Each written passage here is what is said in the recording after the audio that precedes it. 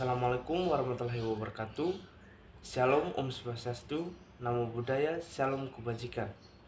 Perkenalkan, nama saya Gemagalkan Judo, mahasiswa Universitas Tribhuwana Tunggal Dewi Malang, dengan NIM 2024-210053 dengan program studi Administrasi Publik, Fakultas Ilmu Sosial dan Ilmu Politik. Pada kesempatan kali ini, saya akan mempresentasikan tentang konsep-konsep dasar manajemen untuk ujian tengah semester mata kuliah dasar-dasar manajemen yang diampu oleh Bapak Rohman, Sosiologi MAP. Baik, kita akan menjelaskan konsep-konsep dasar-dasar manajemen. Sebelum kita masuk dalam materi, perkenankan saya untuk bertanya dulu kepada teman-teman. Apa sih ini manajemen dan bagaimana manajemen itu mengatur kehidupan kita? Sebelum kita masuk itu, saya akan menjelaskan yang satu persatu. Manajemen berasal dari to manajemen, yang berarti mengatur atau mengelola. Secara umum, manajemen dapat didefinisikan sebagai suatu proses untuk mencapai tujuan organisasi, pengarahan, dan pengendalian sumber daya organisasi secara efektif dan efisien. Di sini contohnya sepak bola di Inggris yang bernama klub Liverpool menjadikan salah satu klub paling disegani di Eropa dikarenakan manajemen yang mengatur dengan efektif. Baik, sekarang di sini ada pun beberapa manajemen menurut para ahli. Menurut para ahli, manajemen adalah proses khas yang terdiri dari tindakan perencanaan, pengorganisasian, penggerakan, dan pengendalian untuk menentukan serta mencapai tujuan melalui pemanfaatan sumber daya manusia dan sumber daya lainnya. Di sini contohnya saya memiliki kemampuan dalam desain. Saya harus ditempatkan di desainer karena itu adalah kemampuan saya. Itu adalah manajemen yang efektif. Seperti yang dipertanyakan pada awal video, di sini apa sih fungsi dari manajemen? Di sini ada 3 fungsi manajemen. Yang pertama, planning atau perencanaan. Di sini proses menentukan tujuan organisasi dan cara mencapainya. Yang dimana planning ini atau perencanaan ini meliputi pemilihan visi, misi, dan tujuan dan strategis. Contohnya, menempatkan target penjualan tahun dari strategi pemasaran. Dan yang kedua adalah organizing atau pengorganisasian. Di sini adalah mengatur sumber daya untuk melaksanakan rencana, yang dimana pembagian tugas wewenang dan tanggung jawab. Contohnya, membentuk apartemen, pemasaran produksi, dan keuangan. Itu adalah perorganisasian.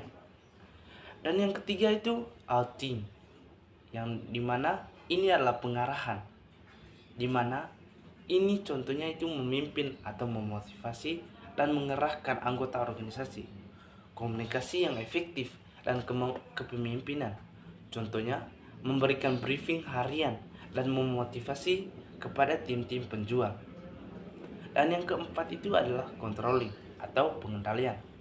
Di sini adalah memastikan kerja dari berbagai struktur untuk membandingkan standar dari berbagai tim atau evaluasi pembulanan secara target penyesuaian strategi.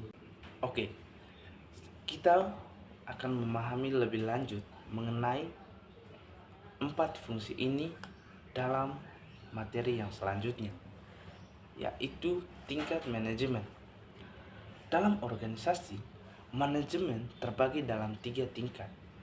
Yang pertama itu top manajemen, manajemen puncak, di mana dia meliputi direktur, presiden atau CEO, bertanggung jawab untuk perencanaan strategis jangka panjang. Di sini ada pun di bawahnya itu midline manajemen atau manajemen menengah, di mana di sini manajer departemen, kepala divisi menerjemahkan kebijakan dari manajemen puncak ke personal, ke divisi di bawah, yang dimana akan dijelaskan di slide berikutnya.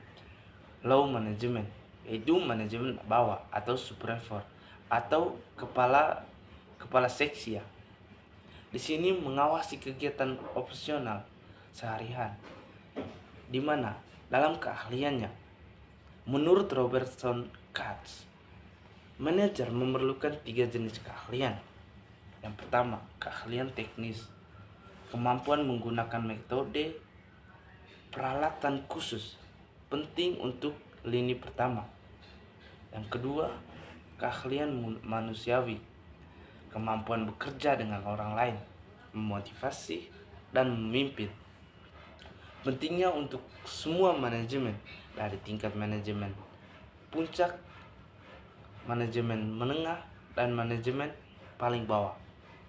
Dan yang ketiga itu keahlian konseptual, kemampuan berpikir abstrak, melihat gambaran, sangat penting untuk manajemen di atas puncak.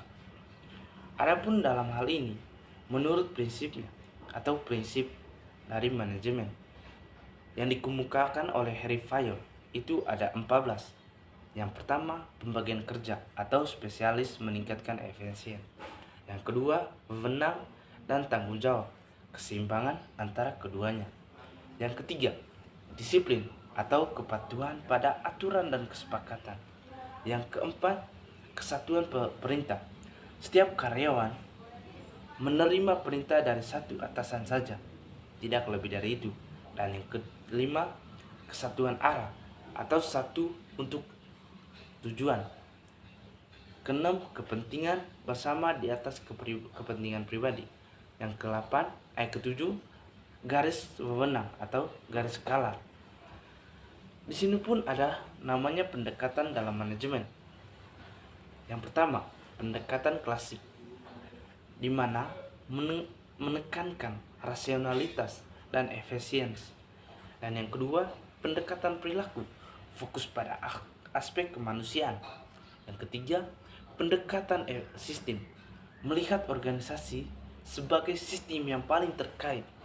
Dan yang keempat, pendekatan kontensi, tidak ada cara terbaik, tergantung situasi.